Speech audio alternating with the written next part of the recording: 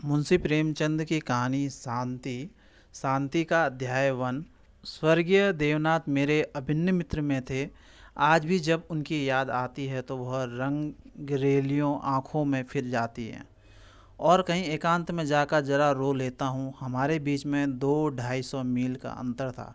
मैं लखनऊ में था, वह दिल्ली में, लेकिन ऐसा शायद ही कोई महीना जाता हो कि हम आपस में ना मिल पाते हों। वह स्वच्छंद प्रकृति के विनोद प्रिय, सहृदय, उदार और मित्रों पर प्राण देने वाले आदमी थे, जिन्होंने अपने और पराये में कभी भेद नहीं किया। संसार क्या है और यहाँ अलौकिक लौकिक व्यवहार का कैसा निर्वाह होता है, यह उस व्यक्ति ने कभी न जानने की चेष्टा की। उनके जीवन में ऐसे कई अवसर आए जब उन्हें आगे के लिए होशियार हो जाना चाहिए था। मित्रों ने उनकी निष्कपटता से अनुचित लाभ उठाया और कई बार उन्हें लज्जित भी होना पड़ा, लेकिन उस भले आदमी ने जीवन से कोई सबक लेने की कसम खा ली थी। उनके व्यवहार ज्यों के त्यों रहे। जैसे भोलेनाथ जिए वैसे ही भोलेनाथ मरे। जिस दुनिया में वह रहते थे वह निराली दुनिया थी, जिसमें संदेह, चालाकी और कपट के लिए स्थान न था। सब अपने थे, कोई गैर न था। मैंने बार बार उन्हें सचेत करना चाहा, पर इसका परिणाम आशा के विरुद्ध हुआ। मुझे कभी कभी चिंता होती थी कि उन्होंने इसे बंद न किया तो नतीजा क्या होगा, लेकिन विडंबना यह थी कि उनकी स्त्री गोपा भी कुछ उसी सोच में ढली हुई थी। हमारी देवियों में जो एक चातुरी होती है, जो सदैव ऐसे उड़ाऊ पुरुषों की असावधानियों पर ब्रेक का काम करती हैं, उससे वह वंचित थी। यहाँ तक कि वस्त्राभूषण में भी उसे विशेष रुचि न थी। अतएव जब मुझे देवनाथ के स्वर्गारोहण का समाचार मिला और मैं भागा हुआ दिल्ली गया तो घर में बर्तन भांडे और मकान के सिवा और कोई संपत्ति ना थी। और अभी उनकी उम्र ही क्या थी जो संचय की चिंता करते। 40 भी तो पूरे ना हुए थे। यूँ तो लड़कपन उनके स्वभाव में ही था, लेकिन इस उम्र में प्रायः सभी लोग कुछ बेफिक्र रहते हैं। पहले एक लड़की हुई थी, उसके बाद 2 लड़के हुए। दोनों लड़के तो बचपन में ही दगा दे गए थे, लड़की बच गई थी। और यही इस नाटक का सबसे करुण दृश्य था। जिस तरह का इनका जीवन था, उसको देखते इस छोटे से परिवार के लिए 200 रुपये महीने की ज़रूरत थी। 2-3 साल में लड़की का विवाह भी करना होगा। कैसे क्या होगा, मेरी बुद्धि कुछ काम ना करती थी। इस अवसर पर मुझे यह बहुमूल्य अनुभव हुआ कि जो लोग सेवा भाव रखते हैं और जो स्वार्थ सिद्ध को जीवन का लक्ष्य नहीं बनाते, उनके परिवार को आड़ देने वालों की कमी नहीं रहती है। यह कोई नियम नहीं है, क्योंकि मैंने ऐसे लोगों को भी देखा है जिन्होंने जीवन में बहुतों के साथ अच्छे सलूक किए, पर उनके पीछे उनके बाल बच्चे की किसी ने जात तक न पूछी। लेकिन चाहे कुछ हो, देवनाथ के मित्रों ने प्रशंसनीय औदार्य से काम लिया और गोपा के निर्वाह के लिए स्थायी धन जमा करने का प्रस्ताव किया। एक सज्जन जो रणवे थे उससे विवाह करने को तैयार थे, किंतु गोपा ने भी उसी स्वाभिमान का परिचय दिया जो हमारी देवियों का जौहर है, और इस प्रस्ताव को अस्वीकार कर दिया। मकान बहुत बड़ा था, उसका एक भाग किराए पर उठा दिया। इस तरह उसको 50 रुपये महावर मिलने लगे। वह इतने में ही अपना निर्वाह कर लेगी। जो कुछ खर्च था वह सुन्नी की जात से था। गोपा के लिए तो जीवन में अब कोई अनुराग ही न था। इसके 1 महीने बाद मुझे कारोबार के सिलसिले में विदेश जाना पड़ा और वहाँ मेरे अनुमान से कहीं अधिक 2 साल लग गए। गोपा के पत्र बराबर जाते रहते थे, जिससे मालूम होता था वे आराम से है, कोई चिंता की बात नहीं है। मुझे पीछे ज्ञात हुआ कि गोपा ने मुझे भी गैर समझा और वास्तविक स्थिति छिपाती रही। विदेश से लौटकर मैं सीधा दिल्ली पहुंचा। द्वार पर पहुंचते ही मुझे भी रोना आ गया। मृत्यु की प्रतिध्वनि सी छाई हुई थी। जिस कमरे में मित्रों के जमघट रहते थे उनके द्वार बंद थे। मकड़ियों के चारों ओर जाले तान रखे थे। देवनाथ के साथ वह भी लुप्त हो गई थी। पहली नज़र में मुझे तो ऐसा भ्रम हुआ कि देवनाथ द्वार पर खड़े मेरी ओर देखकर मुस्कुरा रहे हैं। मैं मिथ्यावादी नहीं हूँ और आत्मा की देहिकता में मुझे संदेह है। लेकिन उस वक्त एक बार मैं चौंक जरूर पड़ा। हृदय में एक कंपन सा उठा, लेकिन दूसरी नज़र में प्रतिमा मिट चुकी थी। द्वार खुला, गोपा के सिवा खोलने वाला ही कौन था। मैंने उसे देखकर दिल थाम लिया।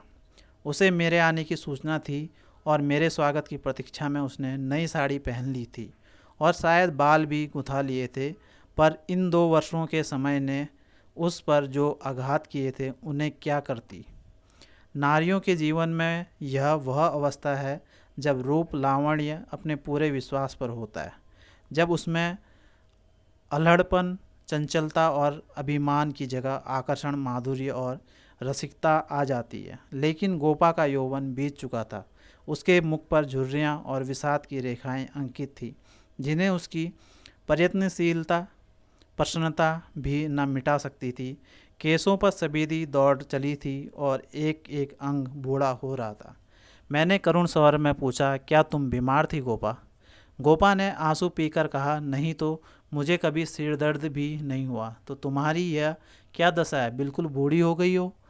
तो जवानी लेकर करना ही क्या है? मेरी उम्र तो 35 के ऊपर हो गई है। 35 की उम्र तो बहुत नहीं होती है। हाँ, उनके लिए जो बहुत दिन जीना चाहते हैं। मैं तो चाहती हूँ जितनी जल्दी हो सके जीवन का अंत हो जाए। बस सुन के ब्याह की चिंता है, इससे छुट्टी पाऊँ, मुझे ज़िंदगी की परवाह न रहेगी।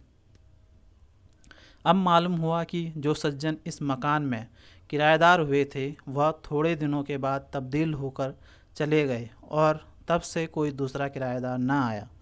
मेरे हृदय में बर्छी भी सी चुभ गई। इतने दिनों इन बेचारों का निर्वाह कैसे हुआ, यह कल्पना की दुखद थी। मैंने विरक्त मन से कहा, लेकिन तुमने मुझे सूचना क्यों नहीं दी? क्या मैं बिल्कुल गैर हूँ? गोपा ने लज्जित होकर कहा, नहीं नहीं, यह बात नहीं है। तुम्हें गैर समझूंगी तो अपना किसे समझूंगी? मैंने समझा, परदेश में तुम खुद अपने झमेले में पड़े होंगे, तुम्हें क्यों सताऊं? किसी न किसी तरह दिन कट ही गए। घर में और कुछ न था तो थोड़े से गहने तो थे ही। अब सुनीता के विवाह की चिंता है। पहले मैंने सोचा था इस मकान को निकाल दूंगी, 20-22 हज़ार मिल जाएंगे, विवाह भी हो जाएगा और कुछ मेरे लिए बचा भी रहेगा। लेकिन बात को मालूम हुआ कि मकान पहले ही रेहन हो चुका है और सूद मिलाकर उस पर 20 हज़ार हो गए हैं। महाजन ने इतनी ही दया क्या कम की कि मुझे घर से निकाल न दिया। इधर से तो अब कोई आशा नहीं है। बहुत हाथ पांव जोड़ने पर संभव है महाजन से 2-2.5 हज़ार मिल जाए। इतने में क्या होगा, इसी फिक्र में घुली जा रही हूँ। लेकिन मैं भी इतनी मतलबी हूँ, न तुम्हें हाथ मुंह धोने को पानी दिया, न कुछ जलपान लाई और अपना दुखड़ा ले बैठी। अब आप कपड़े उतारिए और आराम से बैठिए, कुछ खाने को लाऊं, खा लीजिए, तब बातें हो। घर पर तो सब कुशल हैं। मैंने कहा, मैं तो सीधे बम्बई से यहाँ आ रहा हूँ, घर कहाँ गया? गोपा ने मुझे तिरस्कार भरी आंखों से देखा, पर उस तिरस्कार की आड़ में घनिष्ठ आत्मीयता बैठी झांक रही थी। मुझे ऐसा जान पड़ा उसके मुख की झुर्रियाँ मिट गई हैं। पीछे मुख पर हल्की सी लाली दौड़ गई। उसने कहा, इसका फल यह होगा कि तुम्हारी देवी जी तुम्हें कभी यहाँ ना आने देंगी। मैं किसी का गुलाम नहीं हूँ। किसी को अपना गुलाम बनाने के लिए पहले खुद भी उसका गुलाम बनना पड़ता है। शीतकाल की संध्या देखते ही देखते दीपक जलाने लगी।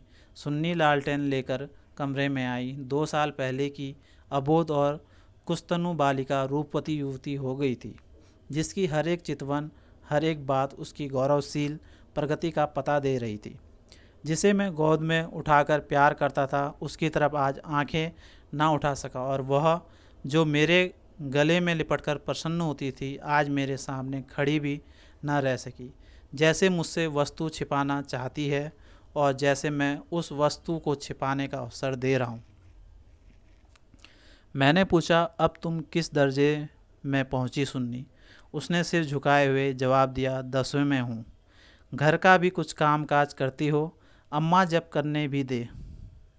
गोपा बोली, मैं नहीं करने देती या खुद किसी काम के नज़दीक नहीं जाती। सुन्नी मुंह फेर हंसती हुई चली गई। माँ की दुलारी लड़की थी, जिस दिन वह गृहस्थी का काम करती उस दिन शायद गोपा रो रो कर आंखें फोड़ लेती। वह खुद लड़की को कोई काम न करने देती थी, मगर सबसे शिकायत करती थी कि वह कोई काम नहीं करती। यह शिकायत भी उसके प्यार का एक ही करिश्मा था। हमारी मर्यादा हमारे बाद भी जीवित रहती है। मैं तो भोजन करके लेटा तो गोपा ने फिर सुन्नी के विवाह की तैयारियों की चर्चा छेड़ दी। इसके सिवा उसके पास और बात ही क्या थी। लड़के तो बहुत मिलते हैं, लेकिन कुछ हैसियत भी तो हो। लड़की को यह सोचने का अवसर क्यों मिले कि दादा होते हुए तो शायद मेरे लिए इससे अच्छा घर वर ढूंढते। फिर गोपा ने डरते डरते लाला मदारी लाल के लड़के का जिक्र किया। मैंने चकित होकर उसकी तरफ देखा। मदारी लाल पहले इंजीनियर थे, अब पेंशन पाते थे। लाखों रुपया जमा कर लिए थे, पर अब तक उनके लोभ की भूख न बुझी थी। गोपा ने घर भी वह छांटा जहाँ उसका रहना कठिन था। मैंने आपत्ति की, मदारी लाल तो बड़ा दुर्जन मनुष्य है। गोपा ने दांतों तले जीभ दबाकर कहा, अरे नहीं भैया, तुमने उन्हें पहचाना ना होगा। मेरे ऊपर बड़े दयालु हैं, कभी कभी आकर कुशल समाचार पूछ जाते हैं। लड़का ऐसा होनहार है कि मैं तुमसे क्या कहूँ, फिर उनके यहाँ कमी किस बात की है। यह ठीक है कि पहले वह खूब रिश्वत लेते थे, लेकिन यहाँ धर्मात्मा कौन है, कौन अवसर पाकर छोड़ देता है। मदारी लाल ने तो यहाँ तक कि कह दिया कि वह मुझसे दहेज नहीं चाहता, केवल कन्या चाहता है। सुन्नी उनके मन में बैठ गई है। मुझे गोपा की सरलता पर दया आई, लेकिन मैंने सोचा क्यों इसके मन में किसी के प्रति अविश्वास उत्पन्न करूं। संभव है मदारी लाल वह ना रहे हों। चित्त की भावनाएं बदलती भी रहती हैं। मैंने अर्ध सहमत होकर कहा, मगर यह तो सोचो उनमें और तुम में कितना अंतर है। शायद अपना सर्वस्व अर्पण करके भी उनका मुंह नीचा न कर सको। लेकिन गोपा के मन में बात जम गई थी। सुन्नी को वह ऐसे घर में चाहती थी जहां वह रानी बनकर रहे। दूसरे दिन प्रातःकाल मैंने मदारी लाल के पास गया और उनसे मेरी जो बातचीत हुई उसने मुझे मुग्ध कर दिया। किसी समय वो लोभी रहे होंगे, इस समय तो मैंने उन्हें बहुत ही सहृदय, उदार और विनयशील पाया। बोले, भाई साहब, मैं देवनाथ जी से परिचित हूँ। आदमियों में रत्न थे, उनकी लड़की मेरे घर आए, यह मेरा सौभाग्य है। आप उनकी माँ से कह दें, मदारी लाल उनसे किसी चीज़ की इच्छा नहीं रखता। ईश्वर का दिया हुआ मेरे घर में सब कुछ है। मैं उन्हें जेरबार नहीं करना चाहता। ये 4 महीने गोपा ने विवाह की तैयारी में काटे। मैं महीनों में एक बार अवश्य उससे मिल आता था, पर हर बार खिन्न होकर लौटता। गोपा ने अपनी कुल मर्यादा का ना जाने कितना महान आदर्श अपने सामने रख लिया था। पगली इस भ्रम में पड़ी हुई थी कि उसका उत्साह नगर में अपनी यादगार छोड़ता जाएगा। यह न जानती थी कि यहाँ ऐसे तमाशे रोज होते हैं और आए दिन भुला दिए जाते हैं। शायद वह संसार से यह श्रेय लेना चाहती थी कि इस गई बीती दशा में भी लुटा हुआ हाथी 9 लाख का है। पग पग पर उसे देवनाथ की याद आती। वह होते तो यह काम यों ना होता, यों होता और तब रोती। मदारी लाल सज्जन हैं, वह सत्य हैं, लेकिन गोपा का अपनी कन्या के प्रति भी कुछ धर्म है। कौन सा उसके 10-5 लड़कियां बैठी हुई हैं, वह तो दिल खोलकर अरमान निकालेगी। सुन्नी के लिए उसने जितने गहने और जोड़े बनवाए थे, उन्हें देखकर मुझे आश्चर्य होता था। जब देखो कुछ न कुछ सी रही है।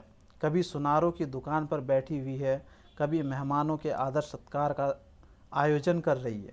मोहल्ले में ऐसा बिल्ला ही कोई संपन्न मनुष्य होगा जिससे उसने कुछ कर्ज न लिया हो। वह इसे कर्ज समझती थी, पर देने वाले दान समझकर देते थे। सारा मोहल्ला उसका सहायक था। सुन्नी अब मोहल्ले की खिड़की थी। गोपा की इज्जत सबकी इज्जत है, और गोपा के लिए तो नींद और आराम हराम था। दर्द से सिर फटा जा रहा था। आधी रात हो गई, मगर वह बैठी कुछ न कुछ सी रही है, या इस कोठी का धन उस कोठी कर रही है। कितनी वात्सल्य में भरी आकांक्षा थी, जो कि देखने वालों में श्रद्धा उत्पन्न कर देती थी। अकेली औरत, और वह भी आधी जान की। क्या क्या करे। जो काम दूसरों पर छोड़ देती है, उसी में कुछ न कुछ कसर रह जाती है। पर उसकी हिम्मत है कि किसी तरह हार नहीं मानती। पिछली बार उसकी दशा देखकर मुझसे रहा न गया। बोला, गोपा देवी, अगर मरना ही चाहती हो तो विवाह हो जाने के बाद मरो। मुझे भय है कि तुम उसके पहले ही न चल दो। गोपा का मुरझाया हुआ मुख प्रमुदित हो उठा। बोली, उसकी चिंता ना करो भैया, विधवा की आयु बहुत लंबी होती है। तुमने सुना नहीं, राड मरे ना खंडहर ढहे। लेकिन मेरी कामना यही है कि सुन्नी को ठिकाना लगाकर मैं भी चल दूं। अब और जिक्र क्या करूंगी, सोचो क्या करूं। अगर किसी तरह का विघ्न पड़ गया तो उसकी बदनामी होगी। इन 4 महीनों में मुश्किल से घंटा भर सोती होंगी। नींद ही नहीं आती है, पर मेरा चित्त प्रसन्न है। मैं मरूं या जीऊं, मुझे यह संतोष तो होगा कि सुन्नी के लिए उसका बाप जो कर सकता था वह मैंने कर दिया। मदारी लाल ने अपनी सज्जनता दिखाई तो मुझे भी तो अपनी नाक रखनी है। एक देवी ने आकर कहा, बहन जरा चलकर देख चाशनी ठीक हो गई है या नहीं। गोपा उसके साथ चाशनी की परीक्षा करने गई और एक क्षण के बाद आकर बोली, जी चाहता है सिर पीट लूँ। तुमसे जरा सा बात करने लगी, उधर चाशनी इतनी कड़ी हो गई कि लड्डू दूंगे से लड़ेंगे। किससे क्या कहूँ। मैंने चिढ़कर कहा, तुम व्यर्थ का झंझट कर रही हो। क्यों नहीं किसी हलवाई को बुलाकर मिठाइयों का ठेका दे देती। फिर तुम्हारे यहाँ मेहमान ही कितने आएंगे जिनके लिए यह तुम्हार बांध रही हो। 10-5 की मिठाई उनके लिए बहुत होगी। गोपा ने व्यवस्थित नेत्रों से मेरी ओर देखा। मेरी यह आलोचना उसे बुरी लगी। इन दिनों उसे बात बात पर क्रोध आ जाता था। बोली, भैया तुम ये बातें न समझाओगे, तुम्हें न माँ बनने का अवसर मिला न पत्नी बनने का। सुन्नी के पिता का कितना नाम था, कितने आदमी उनके दम पर जीते थे। क्या यह तुम नहीं जानते। वह पगड़ी मेरे ही सिर तो बंधी है। तुम्हें विश्वास न आएगा, नास्तिक जो ठहरे, पर मैं तो उन्हें सदैव अपने अंदर बैठा पाती हूँ। जो कुछ कर रहे हैं वह कर रहे हैं। मैं मंदबुद्धि स्त्री भला अकेली क्या कर देती। वही मेरे सहायक हैं, वही मेरे प्रकाश हैं। यह समझ लो कि यह देह मेरी है, पर इसके अंदर जो आत्मा है वह उनकी है। जो कुछ हो रहा है उनके पूर्ण आदेश से हो रहा है। तुम उनके मित्र हो, तुमने अपने सैकड़ों रुपए खर्च किए और इतना हैरान हो रहे हो। मैं तो उनकी सहभागिनी हूँ, लोक में भी परलोक में भी। मैं अपना सा मुँह लेकर रह गया।